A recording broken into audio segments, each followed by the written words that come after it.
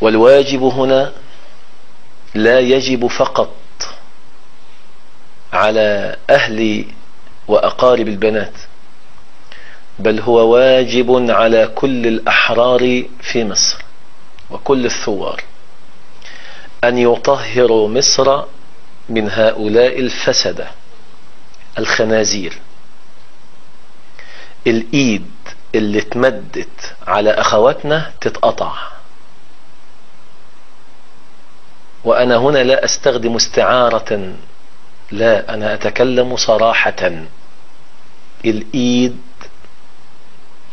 اللي اتمدت على الأخوات تتقطع. الرجل اللي انضرب بيها الأخوات تتقطع. فيجوز لكم شرعا أن تقطعوا أيديهم وأرجلهم، أن تقطعوا أيديهم وأرجلهم.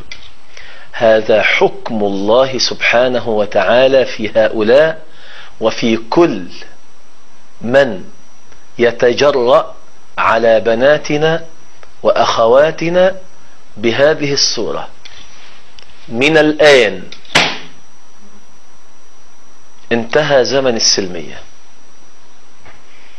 من الآن انتهى زمن السلمية.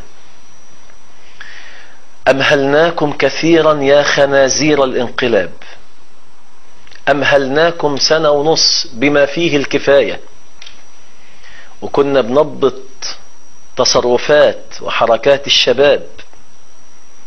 لكن من الآن من اعتدى عليكم يا أحرار فاعتدوا عليه بمثل ما اعتدى عليكم. جهزوا أنفسكم، وطنوا أنفسكم لرد الاعتداء بكل ما أوتيتم من قوة، برد الاعتداء بكل ما أوتيتم من قوة. كلامي واضح حتى لا يزايد عليه أحد، ومن أراد أن يزايد فليزايد كما يشاء.